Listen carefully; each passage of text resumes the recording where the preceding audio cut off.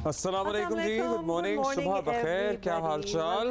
क्या हाल है? अच्छा जी, पहले हो रहे थे ना इलेक्शंस और हम कह रहे थे कि पता ही नहीं चला कि इलेक्शंस होने वाले हैं, कोई शोर शराबा, कोई एक स्टीम होती है इलेक्शन की। तो अब पीएसएल के साथ भी हमें यही फील होना स्टार्ट हो गया कि ये 2 दिन बाद पीएसएल शुरू हो रहा है और कुछ समझ ही नहीं आ रही, कुछ पता ही नहीं चल रहा। लेकिन अब पता चल रहा है क्योंकि पीएसएल का एंथम जो होता है ना, द सॉन्ग, वो फाइनली मेरी बात सुने, इलेक्शन हो रहे थे, उसके बाद हम ही ने, ये मीडिया ही होता है ना, ये टीवी चैनल्स होते हैं, माहौल बनाते हैं, रंग जमाते हैं। इलेक्शन का माशाल्लाह हमने ऐसा रंग जमाया है कि अभी तक जमा हुआ है। हाँ। ठीक है, इसलिए हुकूमत अभी नहीं बनी, बस इलेक्शन का ही जमा हुआ है सारा माहौल। और इमेंस फीडबैक, मतलब अनबिलीवेबल फीडबैक आप लोगों का जियो न्यूज़ की स्पेशल ट्रांसमिशन जो चली है उसके ऊपर आया। अब आप सोच रहे होंगे कि कराची में क्या हुआ है। कराची में तो बहुत से ऐसे वाक़यात होते हैं, लेकिन कराची में 8 साला एक बच्चा कत्ल हुआ और बहुत ही दिलखराश ये वाक़या जब रिपोर्ट हुआ, तो इसकी तफसीलात सामने आई हैं। तफसीलात मैं आपको बताती हूँ कि ये एक्चुअली हुआ है, फेडरल बी एरिया है यहाँ कराची का, उसके ब्लॉक 16 में पेश आया है ये वाक़या। और कत्ल का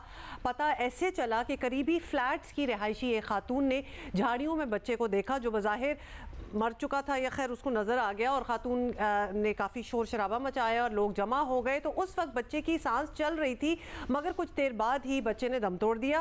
और पुलिस के मुताबिक मकतूला बच्चा जो है वो अस्पताल के करीबी इलाके का रहने वाला था और कत्ल से कुछ घंटे पहले ही लापता हुआ था। तो इतनी सी डिटेल जो है वो सामने आई है।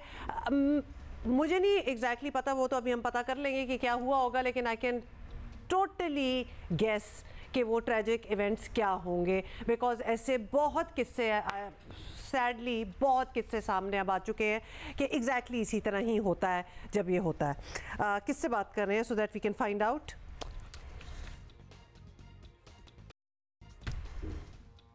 राहील सलमान जी हमारे साथी हैं। I guess we haven't had a chance to speak to him earlier. Raheel, अस्सलाम वालेकुम, बताइएगा कि क्या इस वाक़े की डिटेल है जो सामने आ सकी है? मतलब बच्चा कहाँ का रहने वाला है, इसके वालिदैन क्या करते हैं, ये कैसे लापता हुआ? अब्दुल्ला, ये कल वाक़या पेश आया था फेडरल बी एरिया ब्लॉक 16 में। यहाँ पर एक कार्डियो हॉस्पिटल है, उसके प्रीमिसेस में बैक साइड से ये बच्चा शदीद ज़ख्मी हालत में मिला था। करीबी फ्लैट में मौजूद एक खातून ने जो है उस वक्त मौके पर मौजूद अफराद को आगाह किया और बच्चे को फौरी तौर पर यहाँ से अब्बासी शहीद हॉस्पिटल तक में ही दम तोड़ गया। हमारी बात हुई पुलिस हुक्काम से, बताते हैं कि बच्चा जो है वो अबान मज़हर, वो इसी इलाके का रिहायशी है और वो जब अपने घर से जब निकला है तो वो कोई 1 से 1.5 घंटे का फ़र्क है जब उसको वो ज़ख्मी हालत में मिला। अबान के वालिद जो है वो मकामी फैक्ट्री में काम करते हैं, जबकि उसकी वालदा भी जॉब करती हैं। और उस हिसाब से जब पुलिस ने देखा तो ये कोई ऐसा केस नहीं था कि उसको जो है वो किडनैपिंग फॉर रैंसम करार दिया जा सके। कुछ देर जो है वो 1.5 से 2 घंटे जो है इनिशियली जो पुलिस को मालूम हुआ तो 1.5 से 2 घंटे का फ़र्क है जो उसके घर से जाने से लेकर और उसके जो है वो इंतकाल तक, उसके मर्डर तक। तो ये जो टाइम पीरियड है, इस टाइम पीरियड में बच्चा जो है वो अपने घर पहुंचा था स्कूल से, और उसके बाद फिर घर पे डोर बेल बजी थी। उसके बाद वो चला गया घर से और ये कहकर गया कि मैं नीचे जो है वो दुकान से चीज़ लेने जा रहा हूँ। लेकिन उसका एक कज़न जो वो साथ रहता था, उसने उसको रोकने की कोशिश की कि हम दोनों साथ चलेंगे कुछ देर में, लेकिन वो नहीं रुका और उसके बाद वो चला गया। और उसके बाद फिर किसी ने उसको नहीं देखा। जब वो शदीद ज़ख्मी हालत में अस्पताल में मौजूद था तो उसी वक्त लोगों की नज़र पड़ी, उसको हॉस्पिटल शिफ्ट किया गया, लेकिन ये ट्रेजिक इंसिडेंट हो गया। राहील, जो इनिशियली पुलिस हुक्काम को पता चला है तो उनको जो जी राहील, आप जो बता रहे हैं सख्त ज़ख्मी हालत में था, तो ज़ख्मों की क्या नौयत थी? कोई एक्सीडेंट बच्चे का हो गया, किसी ने उसको मारा, किसी ने असॉल्ट किया, अटैक किया, किसी ने जिनसी ज़्यादती का निशाना बनाया, क्या तफसील आई है? जी देखिए, जो बच्चा मिला था ना तो वो गला कटा हुआ था उसका, बहुत शदीद जो है वो उसके ज़ख्म थे गहरे गले पर, और उसका खून जो है वो बहुत ज़्यादा बह चुका था उस वक्त तक। 8 साल का बच्चा था, तो वो आप उसको बॉडी इमेजिन कर सकते हैं कि वो उसके अंदर क्या रेजिस्टेंस हो रही होगी उस बच्चे के अंदर, कि जो उसका गला काटा गया और वो उस गला कटने के बाद जो उसका खून बहुत ज़्यादा बह गया और वो काफ़ी देर तक वहाँ पर मौजूद था। पता नहीं उससे कितनी देर पहले वो बच्चा वहाँ पर था, और जब नज़र पड़ी है खातून की तो उस वक्त उसे फौरी तौर पर हॉस्पिटल शिफ्ट भी किया गया, लेकिन वो बच्चा जो है वो अपने जख्मों की ताब ना ला सका और उसके बाद फिर वो दम तोड़ गया। जो पुलिस हुक्काम ये बताते हैं तो जो इनिशियली करीबी लोगों पर ही पुलिस का शक शुबा है तो उसको अभी इन्वेस्टिगेट किया जा रहा है। बच्चे की अभी चूंकि तदफीन भी नहीं हुई है, जो हमारी कल उनसे फैमिली से बात हुई थी तो उन्होंने बताया था कि आज बाद नमाज ज़ोहर उसकी तदफीन की जाएगी। तो यकीनी तौर पर जब तक तदफीन नहीं हो जाती उस वक्त तक पुलिस भी जो है वो कुछ नरम रवैया ही इख्तियार करती है, ज़्यादा इन्वेस्टिगेट नहीं करती चीज़ों को। लेकिन आज तदफीन के बाद फिर बाकायदा तौर पर जो वो स्टेटमेंट भी वो किए जाएंगे और पुलिस को जो शक शुबा है तो जो इनिशियल लोगों ने इन्फॉर्म किया या जो करीबी लोग हैं उन्हीं पर ही शक शुबा जाहिर किया जा रहा है। पोस्टमार्टम में और क्या जाहिर किया गया है? पास्ट में भी देखा पोस्टमार्टम में और क्या आया है, क्योंकि इस तरह के वाकयात भी होते हैं कि बच्चों को जिनसी ज्यादती का निशाना बनाने के बाद कत्ल किया जाता है। क्या वो पहलू क्लियर हो गया है कि नहीं ये सिर्फ ज़दोकोप, ये सिर्फ मर्डर है, ये ज्यादती और मर्डर नहीं है? जी बिल्कुल ऐसा ही है। कल जब इस बच्चे को हॉस्पिटल शिफ्ट किया गया तो डॉक्टर्स ने इसका कम्प्लीटली इसका मुआयना किया बॉडी को और डॉक्टर्स ने ये बताया अहल को कि उस बच्चे के साथ ज़्यादती का कोई वाक़ा पेश नहीं आया है। जैसा कि मैंने पहले ही बताया कि इसको घर से गायब होने से लेकर और इस हालत में मिलने तक कोई 1 से 1.5 घंटे का फ़र्क है। तो इस बीच में जो है वो ऐसा कोई वाक़ा हुआ नहीं है। बाकायदा एग्जामिन की गई थी बॉडी और डॉक्टर्स के मुताबिक इसके साथ ज़्यादती का कोई वाक़ा पेश नहीं आया। हमारी पुलिस हुक्काम से बात हुई तो वो ये बताते हैं कि पास्ट में ऐसा रहा है कि जब भी बच्चों का कोई मर्डर होता है, खुसूसी तौर पे स्पेशली बच्चों के मर्डर में यकीनी तौर पे जो है वो जो अब तक केसेस है उसमें 95% का ये रेशो है कि उसमें कोई ना कोई करीबी शख्स ही मुलविस होता है, कोई अजीज़, कोई रिश्तेदार, कोई पड़ोसी। और इससे पहले हमने देखा कि कोरंगी में एक केस हुआ था कुछ साल कबल, एक बच्ची को ज़्यादती के बाद कत्ल कर दिया गया था, उसमें उसका पड़ोसी मुलविस निकला था जबकि वो उसको ढूंढने में वालिदैन के साथ साथ नजर आ रहा था। इसी तरह हमने पंजाब का एक मशहूर केस था जैनब बच्ची के बच्ची को पूरे मोहल्ले में ढूंढता फिर रहा था। और हम तो बड़े ही मतलब इस जब भी इस किस्म की खबरें आती हैं तो हम बड़े ही शौक में भी होते हैं और एक गुस्सा भी होता है कि अभी तक मतलब ये चीज़ें कम नहीं बल्कि इनफैक्ट हमें ज़्यादा ही ऐसी खबरें मिलती हैं।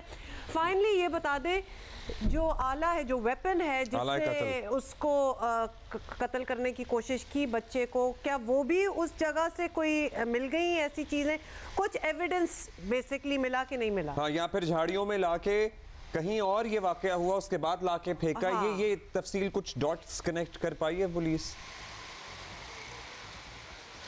देखिए जो इनिशियली इन्वेस्टिगेशन हुई उसमें बच्चे का ब्लड जो है वही उसी मकाम पे जहाँ से ये बच्चा मिला था वही झाड़ियों के आसपास से उसके ब्लड स्पॉट्स मिले हैं।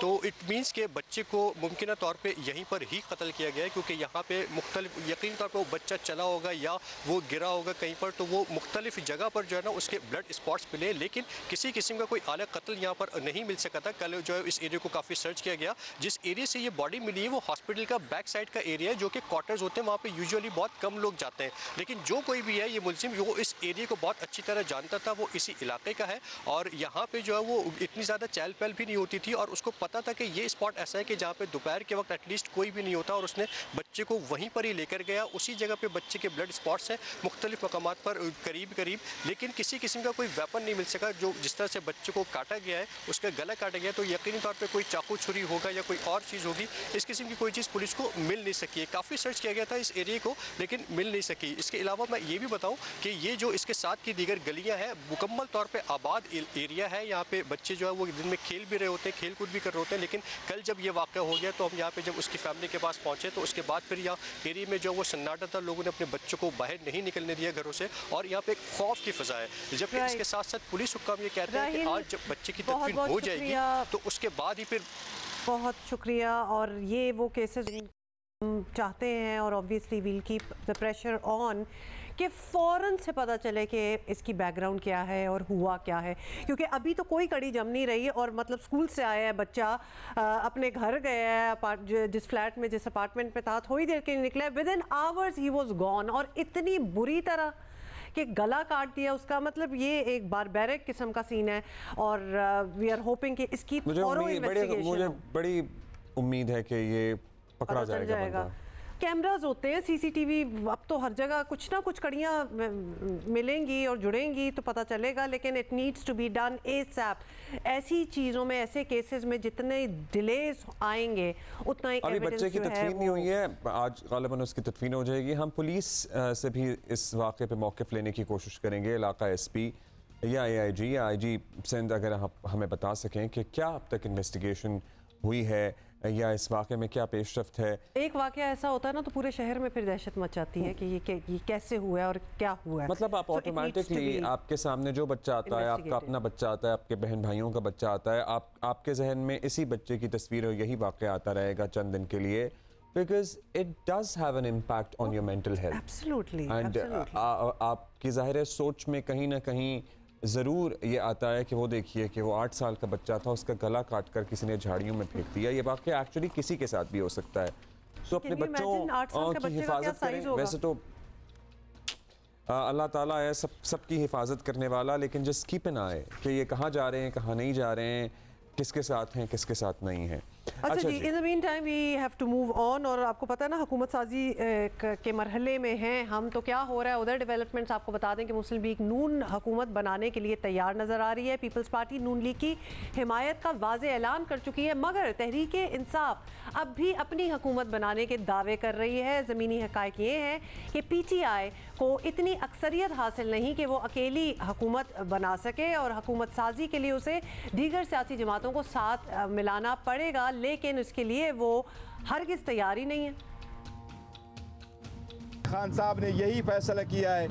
हम इंशाल्लाह कोशिश करेंगे कि अपनी हुकूमत बनाए, चाहे वो मरकज़ में, चाहे वो पंजाब में, चाहे वो KPK में है, और हम छोटे पार्टियों को मिला के हुकूमत बनाएंगे जो कि हमारे पास अपना मैंडेट पूरा है। लेकिन पाकिस्तान पीपल्स पार्टी PML और MQM के साथ हम किसी किस्म का कोई इत्तेहाद नहीं करेंगे।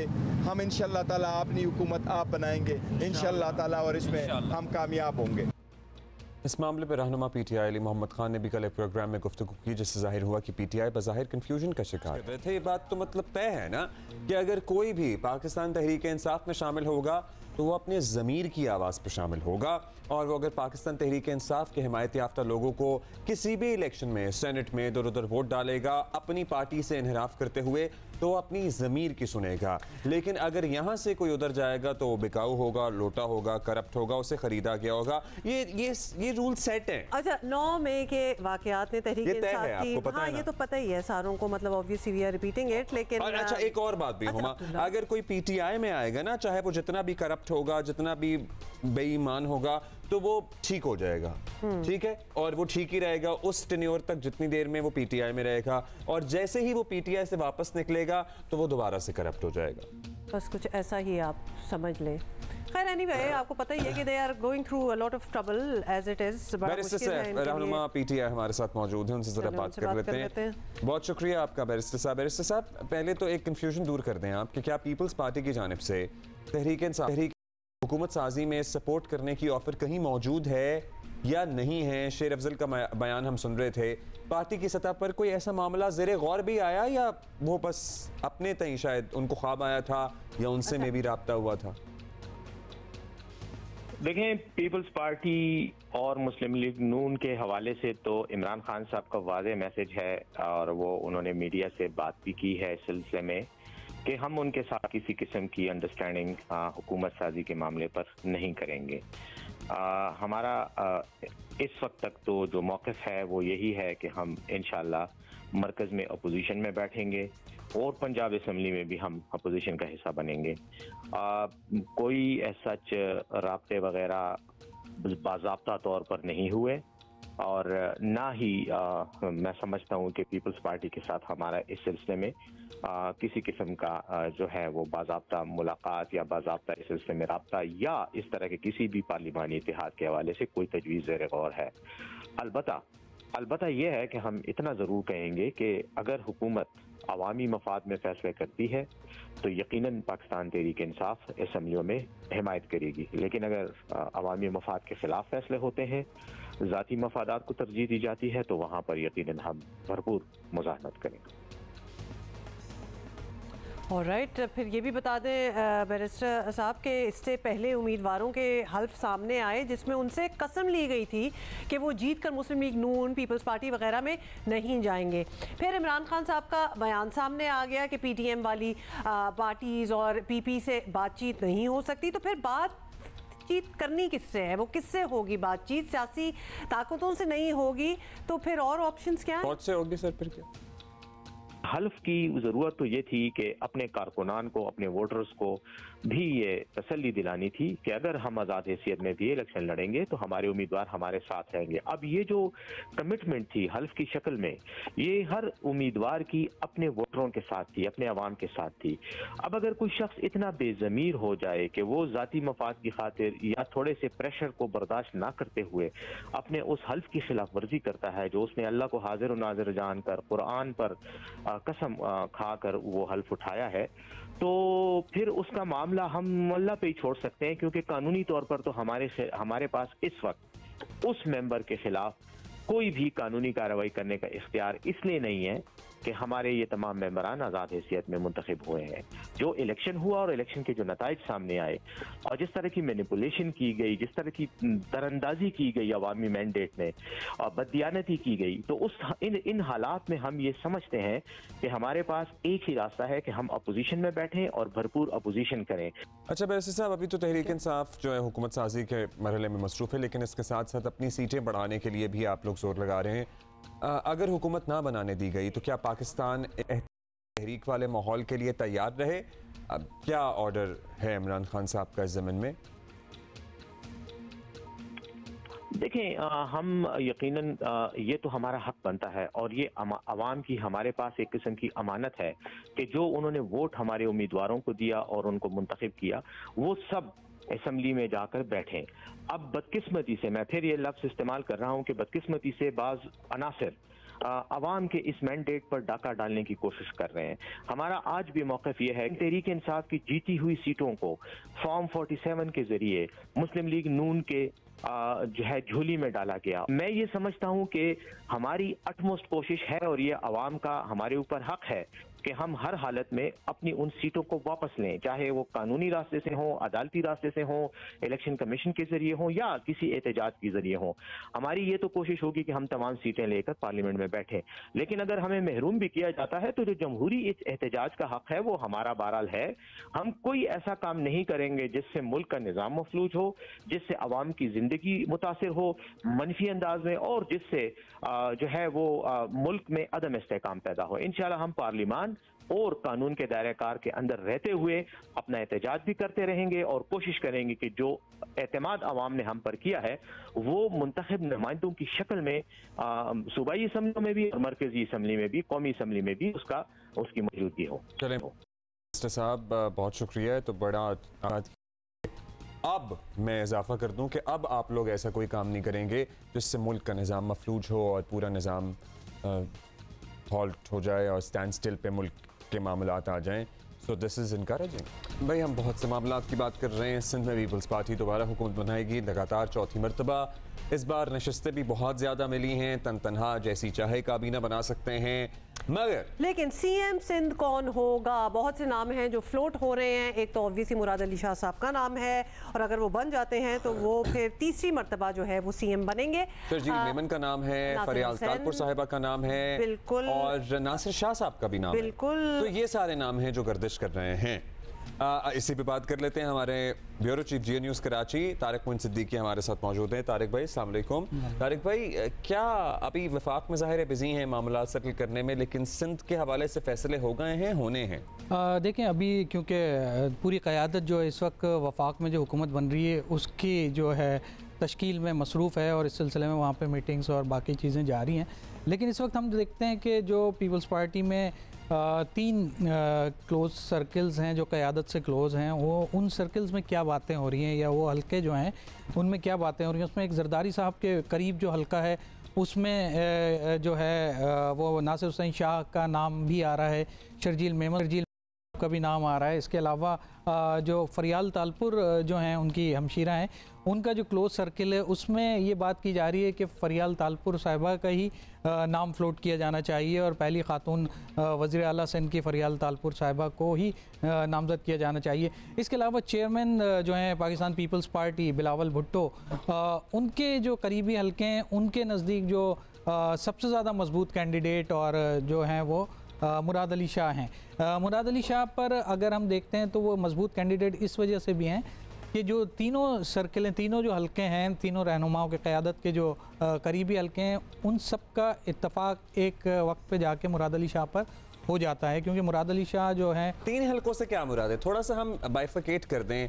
मतलब हम चाह रहे हैं कि बिलावल साहब का एक अपना हलका है, people close to him, Zardari to फरियाल तालपुर साहिबा and people close to Zardari साहब, ये 3 इस तरह से डिवाइड कर रहे हैं। ये हम वो कह सकते हैं कि ये क़यादत के करीब जो लोग हैं उनका जो एक सर्किल है, बिलावल साहब का एक अपना सर्किल है। जी हाँ, तो उस तरह से। लेकिन ये सारी बात वहीं चली जाती है कि आखिर में फैसला और चेयरमैन बिलावल भुट्टो जरदारी के पास ही होगा। और इसमें जो हतमी राय जो समझी जा रही है कि चेयरमैन बिलावल भुट्टो जो उनकी राय सबसे ज़्यादा मजबूत होगी कि वो किस कैंडिडेट को चाहते हैं। वो अपने मुख्तलिफ जो उनके जलसे और वो हैं उसमें इशारतन बहुत सारी चीज़ें कहते रहे हैं, और उस लिहाज से लगता है ये है कि शायद जो मजबूत तरीन जो कैंडिडेट हैं वज़ारत आला के लिए वो मुराद अली शाह का नाम जो है वो लिया जा रहा है। मुराद अली शाह साहब ऑब्वियसली फिर एक आर्गुमेंट उनके हक में हो सकता है कि उनकी वजह से इतनी मर्तबा, मतलब तीसरी मर्तबा आप देख ही लें कितनी सीटें, लेकिन एक कुछ कंसर्न्स भी हैं उनके हवाले से,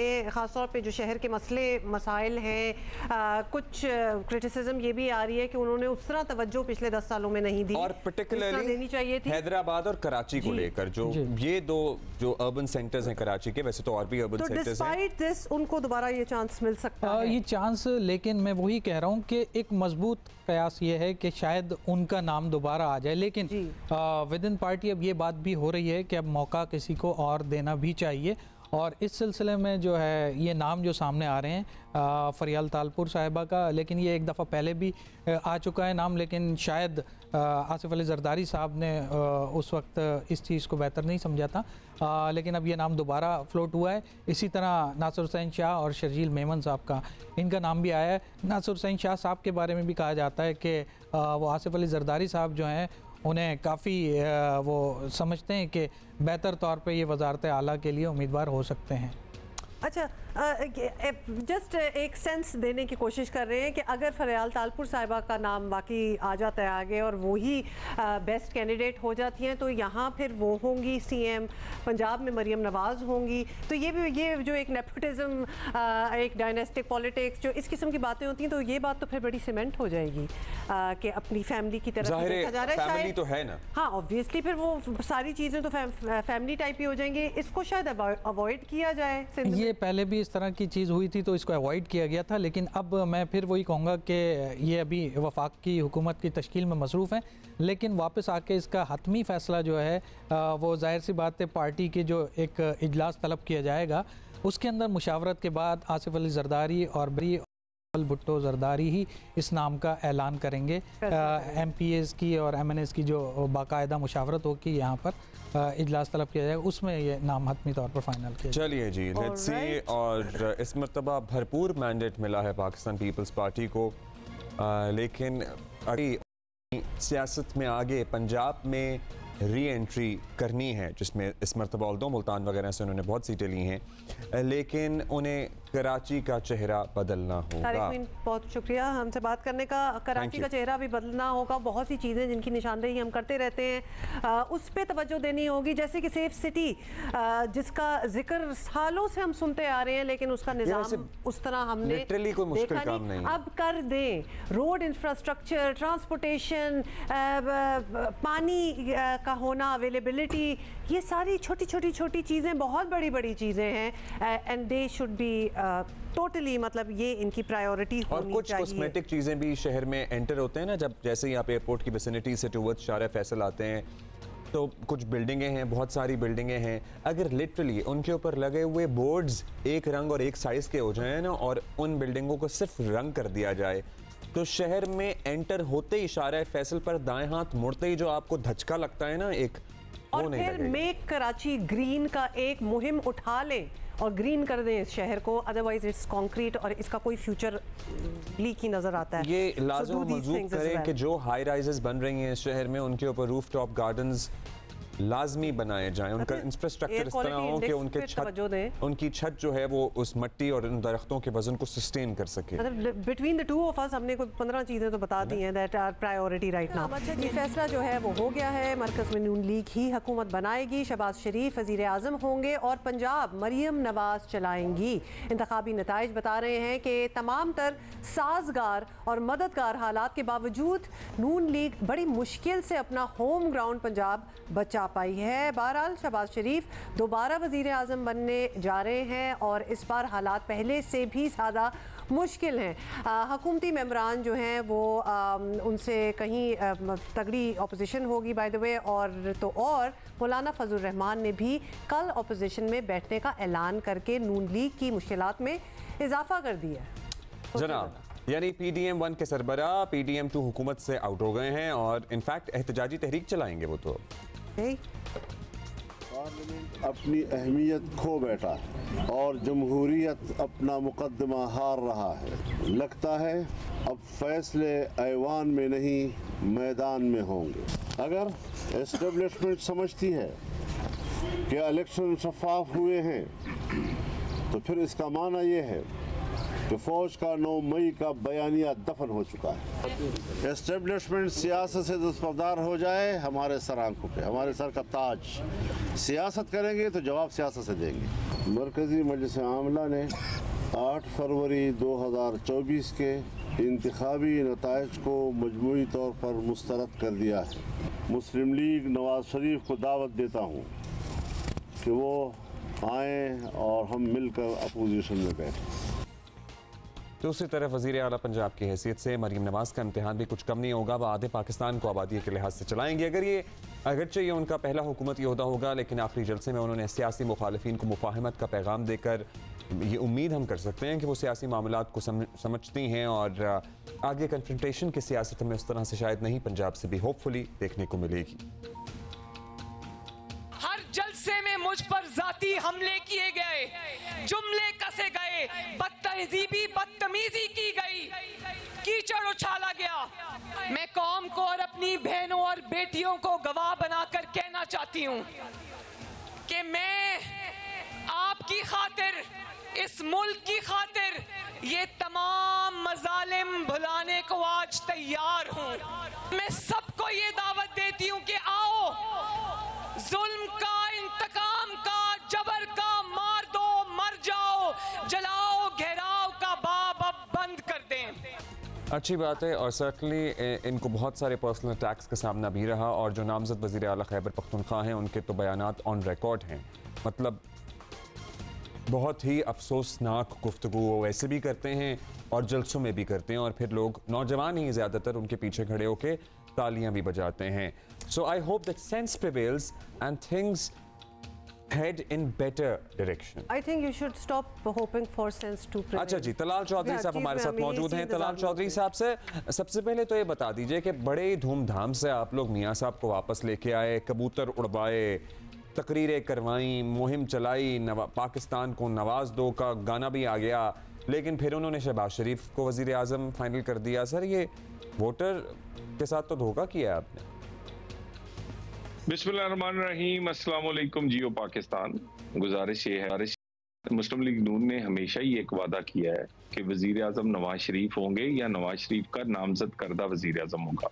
तो ये वज़ीर आज़म भी मियाँ नवाज शरीफ के नामजद करता है। मियाँ नवाज शरीफ को ये मैंडेट मिला है। सबसे बड़ी लार्जेस्ट जो एक सिंगल लार्जेस्ट पार्टी है वो PMLN है, तो ये मियाँ नवाज शरीफ ने ही अनाउंस किया है। तो मेरा ख्याल है कि जो आपका क्वेश्चन है वो बिल्कुल भी आप ये नहीं कह सकते कि किसी से धोखा किया गया है या कोई प्लान भी था। नवाज की सियासत और पाकिस्तान का सबसे बड़ा सूबा उन्होंने ही चलाना है। पंजाब में मियाँ नवाज शरीफ की मेंटरशिप में मरीम नवाज को हुकूमत चलाने का टास्क मिला है। तो मरीम साहिबा की इंतखाबी मुहिम के आखिरी जो जलसे थे उनको सुने तो उन्होंने सबको सब कुछ माफ़ करने और तहरीक इंसाफ समेत सभी को साथ लेकर चलने का एक बड़ा मैच्योर पैगाम जो है दिया, एटलीस्ट लगा तो यही है। तो इसकी इब्तिदा कहाँ से करेंगी? कोई प्लान उन्होंने बनाया है क्या? पंजाब में सियासी कैदियों की रिहाई से आगाज होगा फॉर इंस्टेंस? देखिए बिल्कुल मरियम साहिबा जो है वो पॉलिटिकल विक्टिमाइजेशन पे बिल्कुल यकीन नहीं रखती। कोई सियासी कैदी नहीं होगा, लेकिन अगर किसी ने जुर्म किया है, वो सियासतदान है या कोई और है, उसको अपने जुर्म की सजा भुगतना पड़ेगी। आप 9 मई हो या इसी तरह के कोई और जुर्म जो हैं, अगर आप उनको कहें कि वो सियासतदान होने के तौर पे माफ कर दिए जाए तो वो नामुमकिन है। बाकी मरियम साहिबा फोकस करेंगी सोशल सर्विसेज पे, वो फोकस करेंगी खवातीन पर, बच्चों पर, लॉ एंड ऑर्डर पे, एक बहुत बड़ा रिफॉर्म वो करेंगी, उनमें सलाहियत है। और पहले भी उन्होंने जब वफाक में उन्हें मौका मिला था तो health card, education reforms, youth program, ये सारे के सारे जो थे ये मरियम साहिबा के बनाए गए या उन्हीं की क़यादत में बनाए गए थे। इंशाल्लाह ताला पंजाब में एक जो खातून वजीर आला बन रही हैं, ये पहली दफा है और आप पहली दफा देखेंगे कि बहुत सारे काम जिसमें रिफॉर्म्स हैं और एक नया पंजाब आपको उभरता हुआ नजर आएगा। ठीक है जी, बहुत शुक्रिया आपका तलाल चौधरी साहब। मरियम नवाज की क़यादत में नया पंजाब उभरता हुआ नजर आएगा। मुस्लिम लीग नून के लिए पंजाब स्टेक पे भी है, लेकिन क्या रियलाइजेशन है? वो एहसन इकबाल साहब का ट्वीट भी पढ़ रहे थे और उसके नीचे बहुत सारे लोगों ने कमेंट किए कि सर आपको बहुत लोग बर वक्त समझाने की कोशिश करते रहे कि जो डेटा साइंस है, जो सोशल मीडिया है, इसके लिए एक्सपर्ट्स मौजूद हैं, लेकिन मुस्लिम लीग नून की सीनियर क़यादत ने मुबैना तौर पर इन नौजवानों को करीब नहीं आने दिया, करीब भटकने नहीं दिया और ज़ाहिर है उसके नताइज इंतखाब के नताइज में भी रिफ्लेक्ट हुए हैं। सीनियर सहाफ़ी और एक और बात, सीनियर सहाफ़ी उमर चीमा साहब हमारे साथ मौजूद हैं। एक और बात, वो जो मियाँ साहब तकरीरों में खड़े होकर कहते थे ना, ये जो मम्मी डैडी, सर ज़्यादातर अब पाकिस्तान ये जो अर्बन सेंटर्स है ना, सेंटर्स पढ़ लिख गई है यूथ, और ये मिडिल क्लास पढ़े लिखे जिनको आप समझते हैं मम्मी डैडी हैं, और जाहिर है वो कहाँ शिफ्ट हुआ उनका वोट बैंक, वो भी आपके सामने। सो ये भी अपने जहन से हम चाहते नहीं है कि ज़्यादा पाकिस्तान पढ़ लिख जाए, तो अगर वो पढ़ लिख गया तो वो मम्मी डैडी हो गया। एक तो ये नोशंस निकालें कि जो जरा पढ़ा लिखा है आप उसको मम्मी डैडी का टाइटल दे दें, ये गैर मुनासिब बातें हैं। अच्छा जी, उमर चीमा क्या हाल है आपका? सबसे पहले तो एक कंपैरिजन दे दें कि क्या मरियम नवाज के पास इनफ एक्सपीरियंस है कि वो पंजाब पाकिस्तान का सबसे बड़ा मोस्ट पॉपुलेटेड सूबा चलाएं, कंसिडरिंग कि उनके एक्सपीरियंस में हेल्थ कार्ड या यूथ प्रोग्राम ये चीज़ें रही हैं? इससे पहले थोड़ा सा ये एक्सपेरिमेंट नहीं आपको लग रहा? नहीं, ये डेफिनेटली एक्सपेरिमेंट है और मेरे ख्याल है कि जो मरियम नवाज की ट्रेनिंग होगी वो ऑन जॉब ट्रेनिंग होगी। ये कोई ऐसा एक्सपीरियंस लेकर पहले तो नहीं आई कि जिसमें हम ये कह सकें कि वो कोई उनके पास कोई वजारत रही या कोई और ऐसा ओहदा रहा कि जिसमें वो इसके लिए मौजू हैं। लेकिन ये है कि जो मरियम नवाज को एक एडवांटेज है वो ये है कि जो टीम उनके वालिद के साथ काम करती थी, लोग काम करते थे, या बाद में शहबाज शरीफ जो है उनके साथ काम करते थे, अब इनको वो एडवांटेज होगा। अगर कोई जिसकी को पॉलिटिकल इस तरह की कोई बैकग्राउंड नहीं होती उसको ज़्यादा चैलेंजेस आते हैं, तो इनको ये एडवांटेज होगा। लेकिन साथ साथ ये भी है कि आप अपनी एक पॉलिटिकल लेगेसी को बचाने के लिए आपको एक एक्स्ट्रा एफर्ट करनी पड़ेगी। ओवरऑल तो जो PMLN है कोई इतने अच्छे हालात में नहीं है, तो मरियम के लिए एक चैलेंज है कि पाकिस्तान का सबसे बड़ा सूबा जिस पे वो काफ़ी देर से उन्होंने अपना तसल्लुत जो है वो बरकरार रखा। फिर जब इमरान खान आए 2018 के इलेक्शन में सूबा भी इनके हाथ से जाता रहा, तो अभी इनको सूबा मिला है और ये इनके लिए डेफिनेटली एक चैलेंज होगा। ये ना सिर्फ ये इनकी पार्टी की बका की जंग है बल्कि जो मरियम की अपनी सियासत की बका की जंग भी है। अच्छा, हमने कुछ शिफ्ट ऑफ वोटिंग पैटर्न्स देखा ना पंजाब में। पीपल्स पार्टी का ज़माना था, नज़रियाती वोटर था पंजाब में, फिर पंजाब के वोटर ने डेवलपमेंट को वोट दिया, मुस्लिम लीग नून को तबातुर के साथ वोट देते रहे। फिर मुस्लिम लीग नून के हाथ से भी, हालांकि उस्मान बुज़दार साहब ने या PTI ने डेवलपमेंट का टके का काम नहीं किया पंजाब में, लेकिन उनकी तरफ वोटर रागिब हुआ। तो इस मरतबा जो नया चैलेंज, नई हुकूमत है, उसके लिए क्या चैलेंज है? नज़रियाती सियासत भी करनी है और चलिए डेवलपमेंट तो साथ साथ ग्राउंड कुछ शो भी तो करना ही होगा, वो भी चलती ही रहेगी। लेकिन और कितने सड़कें पुल बना लेंगे? अपेरेंटली PTI ने कोई सड़क पुल नहीं बनाया, लेकिन उनको वोट पड़ा पंजाब में।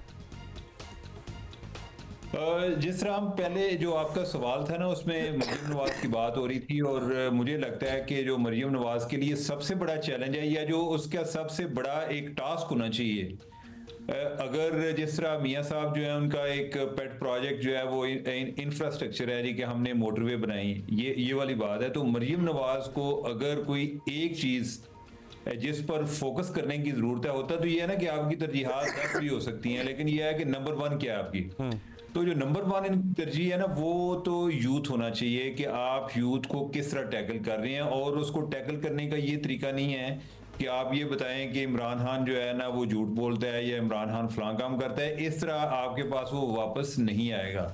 उसको लाने का यही तरीका है कि आप यूथ के मसाइल को डील करने की कोशिश करें। आपको जो वोकेशनल ट्रेनिंग है ख़ास तौर पे इस पे फोकस करेंगे, जिधर से हमारा ट्रेन किस्म के लोगों इतनी बाहर खपत भी होती है, लेकिन हमारा यूथ जो है इधर ही टिकटॉक पे बैठा रहता है। आप वो क्या करें जी, इतना बेरोजगार यूथ है, तो उनको ये तो हम पढ़े लिखे यूथ की बात करते हैं ना, इवन जो कि नीम खानदा है उनके पास भी जो एक रहनुमाई के लिए मोबाइल के अलावा कोई चीज़ नहीं है, कोई काम करने के लिए नहीं है, तो वो उनकी फ्रस्ट्रेशन भी बढ़ जाती है।